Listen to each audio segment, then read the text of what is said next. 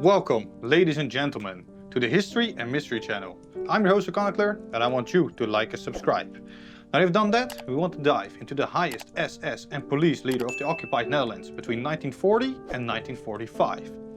The most feared and hated man in the Netherlands at the time, Hans Albin Rauter, now known as the Butcher of the Netherlands. The name Hans Albin Rauter may not be as well known as some of the key figures of the Nazi regime, but his cruelty and ruthlessness left an unforgettable mark on history. What is the story of a man whose actions cast a long shadow over Dutch history? A man whose heartlessness and cruelty were matched only by his fanatical devotion to the Nazi cause. Born on February 4, 1895 in Klagenfurt, Austria, Hans Albin Rauter seemed like an ordinary child from an ordinary family. He lived through the chaos of World War I, serving as an officer of the Austro-Hungarian army. But like so many of his generation, the aftermath of the war left him searching for meaning and purpose.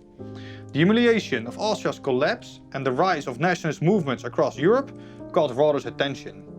By the 1930s, Rauter had become a committed follower of Adolf Hitler's ideology. He joined the Nazi Party, and as Rauter navigated his early career, he was influenced by the ominous political climate and figures like Arthur Seyss-Inquart, who would later become fundamental in shaping Nazi policies in the Netherlands. Rauter quickly rose through the ranks, his passion and organizational skills attracting the attention of Heinrich Himmler, the head of the SS. Rauter embraced the Nazi vision wholeheartedly, its virulent anti-Semitism, its brutal authoritarianism, and its obsession with racial purity. His loyalty to the regime would become the foundation of the horrors he would later inflict on the Netherlands. In May 1940, Nazi Germany invaded the Netherlands, swiftly overwhelming Dutch forces. The country's fate was sealed, and Heinrich Himmler appointed Hans Albin Rauter as Hoogere SS and Politievuur, the highest SS and police leader in the Netherlands. This position gave Rauter absolute power over the Dutch police, security services, and the brutal Gestapo. From his very first days in the Netherlands, Rauter set the tone for his rule, one of terror, suppression, and relentless brutality. His primary objective was simple: enforce Nazi racial laws, suppress any resistance, and extract maximum resources from the Dutch population. Under his orders, the country quickly became a police state, with Gestapo agents and Dutch collaborators hunting down anyone who dared to defy the Nazi regime. But it was Rauter's role in the persecution of the Dutch Jewish community that cemented his legacy as one of the most brutal figures of the war. By 1941, he had begun the mass deportation of Dutch Jews to the concentration camps. Rauter's personal involvement in the first large-scale roundup of Jews in Amsterdam in February 1941 sent a clear message: the Nazi regime would show no mercy.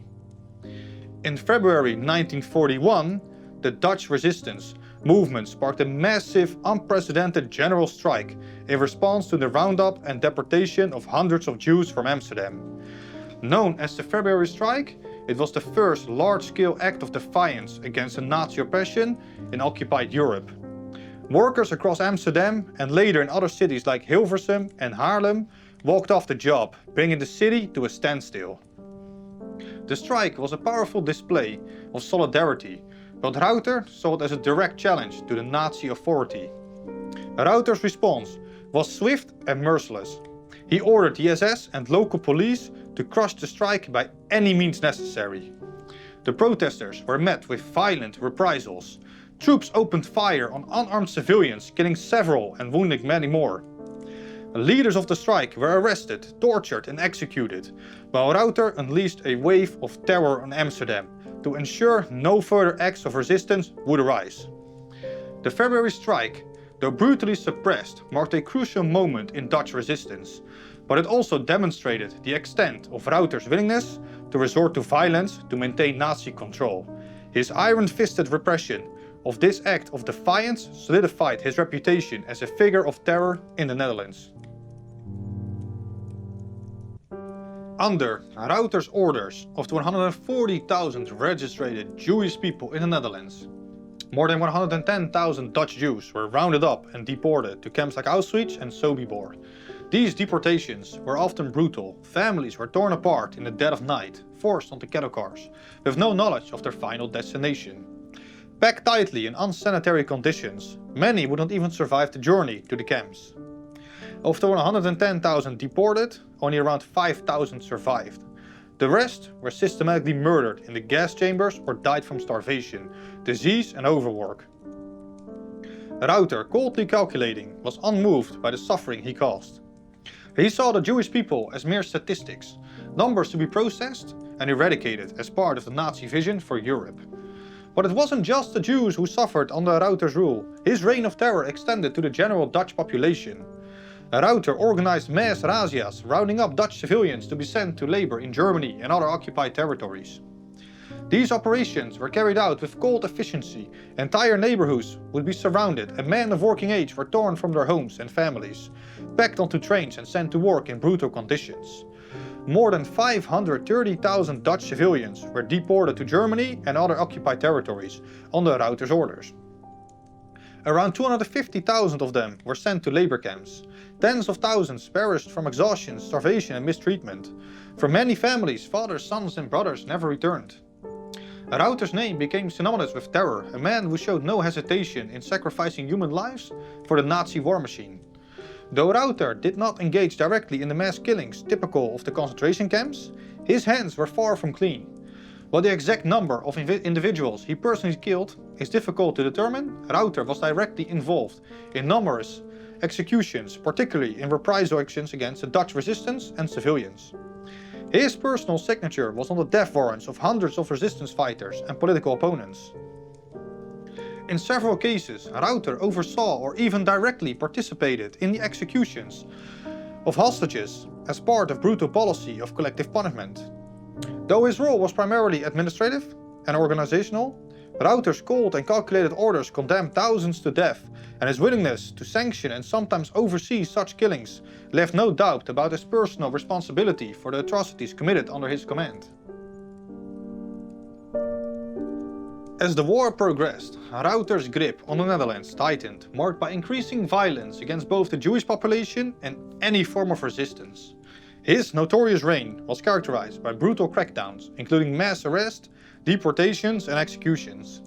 In September 1944, the Allies launched Operation Market Garden, a bold strategy aimed at securing a swift victory by capturing key bridges in the Netherlands and facilitating a rapid advance into Germany.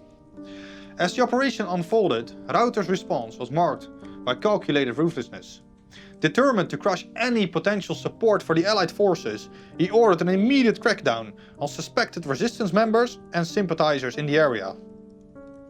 With the backing of Arthur Seyss in court, Rauter unleashed a campaign of terror against resistance fighters, using every means necessary to maintain Nazi control during the chaos of Operation Market Garden. Anyone suspected of aiding the Allies faced severe consequences, including imprisonment and execution. Rauter's forces conducted mass arrests targeting anyone who could be perceived as a threat to Nazi authority. He oversaw the execution of resistance fighters and hostages in retaliation for attacks against German soldiers, symbolizing his commitment to enforcing Nazi rule through terror.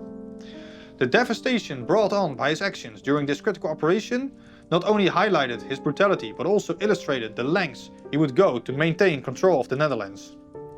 As Allied forces pushed into Dutch territory, Rauter's oppressive tactics reinforced the atmosphere of fear and desperation that defined the Nazi occupation, leaving a deep scar on the nation's collective memory. By early 1945, the Netherlands was a country on the edge of collapse. Hunger and repression were the daily reality, but the Dutch resistance had not given up. Hans Rauter, with his iron grip on the country, became their #1 target. On the night of March 6, 1945, Dutch resistance fighters ambushed Rauter's car by surprise near the village of Woeste. Originally aiming to hijack a truck for supplies, they stumbled upon Rauter himself. A firefight broke out, killing all the occupants of the car. But to the dismay of the resistance, Rauter survived. The reprisal was swift and brutal. In response to the attack, organized by Karl Eberhard Schöngard, the Germans executed 263 prisoners. This act of vengeance sent shockwaves through the Dutch population, instilling fear and anger. Many in the resistance found their resolve tested, grappling with the moral implications of their fight against such ruthless oppression. Yet for others, this brutality only deepened their commitment to continue resisting. News of the execution spread quickly, igniting further acts of defiance against the Nazi regime. As more citizens witnessed the horrifying consequences of Rauter's survival, they began to take greater risks, joining underground networks and participating in sabotage operations. The spirit of resistance continued to burn brightly, fueled by a sense of urgency and desperation. Each act of defiance was not just a strike against the occupiers, but a testament to the resilience of the Dutch people, determined to reclaim their freedom and dignity, no matter the cost. After the collapse of the Third Reich in May 1945, Rauter was still recovering at a hospital in Germany. Allied forces arrested him on the spot. He was extradited to the Netherlands, where he faced trial for war crimes. The trial was a moment of reckoning. Survivors of his reign testified to the horrors they had endured under his rule. The deportations, the executions, the razzias, all the atrocities Rauter had committed were laid bare. He remained cold and unapologetic, insisting he had only followed orders. But the evidence was overwhelming, and in the end, justice was served. Hans Albin Rauter was sentenced to death. On March 25, 1949, he was brought to the execution site at Scheveningen, near The Hague. Even in his final moments, Rauter remained defiant. As the firing squad prepared to execute him, Rauter interrupted the commander, and in a chilling moment he shouted in Dutch, "Fire!" His life ended in the same cold, ruthless manner in which he had lived it. I want to thank you all for listening. See you in the next one. And remember, history is written in mystery.